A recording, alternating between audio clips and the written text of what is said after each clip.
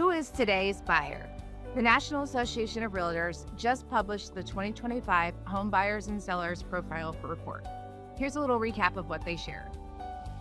First-time home buyers are representing only 21% of the market compared to nearly 40% back in 2008. First-time home buyers are also much older than they have been in the past, averaging out at around 40 years old. We are also seeing an uptick in all cash buyers. This probably has a lot to do with the buyers are growing older, and we also have a tremendous amount of buyers that are downsizing, so aging buyers. With that, we are also seeing higher down payments. So first-time home buyers are putting down an average around 10%, and repeat buyers are around 23%.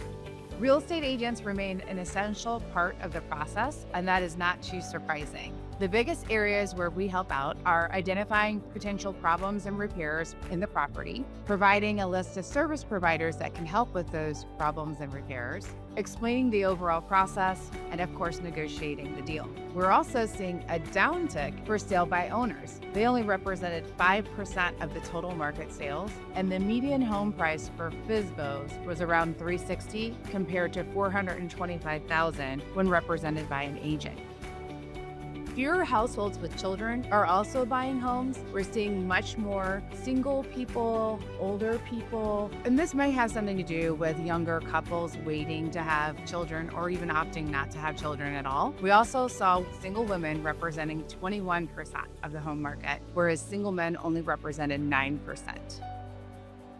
Another big shift that we're seeing are buyers are buying for the long haul. The idea of buying a starter home and then upgrading is no longer, and people are really looking at long-term feasibility for their home buying needs. And lastly, new construction was on the rise. Move-in ready homes are very much on the forefront of most buyers' minds, and new construction goes along with that because they're looking at not having to make any major improvements out of the gate.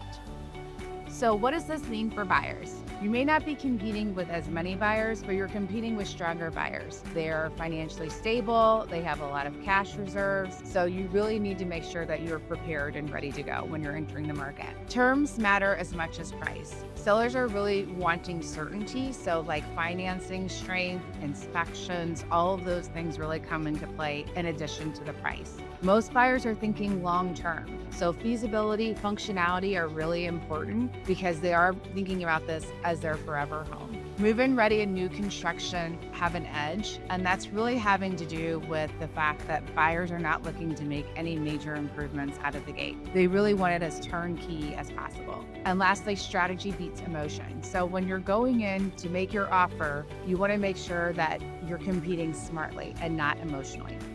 So what does that mean for sellers? Fewer buyers doesn't mean weak demand, it just means higher standards. Buyers are being much more selective, so the condition of your home is even more important than it's ever been before. That condition is also leverage. So when you're thinking about who you're competing with, new construction and other homes, the homes that feel like they've been well maintained and cared for will sell faster and closer to top value. Your buyer may not look like a traditional family, so it may not be that family with children. You're seeing a lot more singles, as I mentioned, a lot more older people, as well as young couples. Certainty sells, so clean pricing, realistic expectations, and fewer obstacles during the transaction will help your home sell faster and for a maximum value. And lastly, expert guidance is critical. So as I mentioned, real estate agents are really helping out with identifying problems in advance of the home sale so that you're able to negotiate in a much better position, as well as being a resource for service providers and ensuring that you're getting the maximum value for your home versus if you tried to sell it yourself.